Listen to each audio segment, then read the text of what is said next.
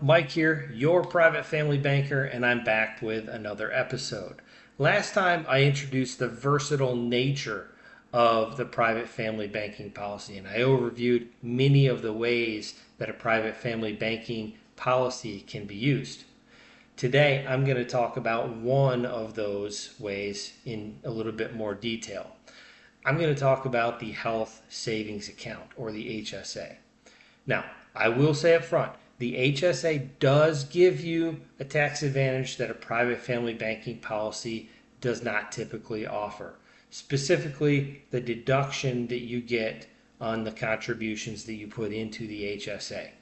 Still, there are situations where it makes sense to either replace or supplement an HSA with a private family banking policy.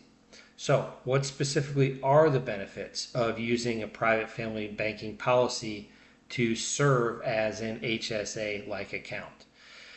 One, it's available in concert with any type of insurance plan out there. The HSA is limited to use with high deductible insurance plans. So if you have a PPO or an HMO through your employer, for example, an HSA might not even be an option.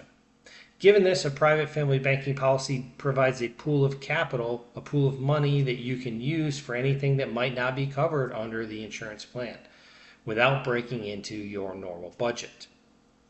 Two, there's no contribution limit. HSA account limits the contributions as of this year to 2026 to $4,400 for an individual or $8,750 for a family. Given that HSAs are only available in high deductible plans, this means that it's possible for one major event to completely wipe out an entire year's worth of contributions.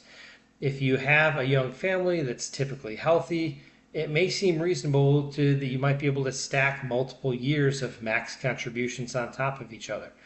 However, an accident can change that. Using a private family banking policy as a supplement provides you with additional resources, again, without digging into your normal family budget. Number three, there's no restrictions on how you use it. In the event that your family does remain healthy and you don't end up needing to use the HSA over the course of several years, the money in your HSA can build up. This can be a good thing, but it also means that you have money tied up into a vehicle that doesn't have much flexibility in how it can be used. In other words, you can't access it. Conversely, a private family banking policy could be used to store cash with guaranteed growth and no restrictions on how it can be used. Number four, uninterrupted growth. If you use the money inside of an HSA, it reduces the balance in the account. Therefore, the growth of that money is limited as well. It's not so with private family banking.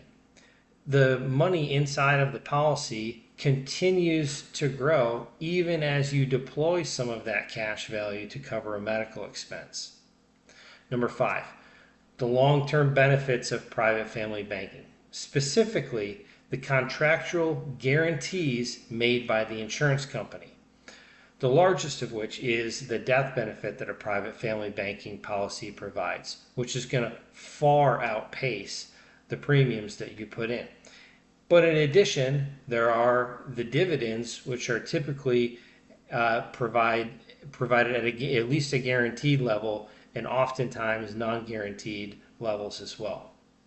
So you can see how a private family banking policy might be used as relative to an HSA. In some cases, it might make sense to use one in place of an HSA due to the flexibility. In others, it might make sense to use it in conjunction with an HSA. But either way, it makes financing your healthcare more efficient than it otherwise would be. All right, that's it for today. Tune in next time to learn about private family banking and how that relates to a 529 plan. Please like and subscribe, share this with a friend, and I'll see you next time. Until then, out.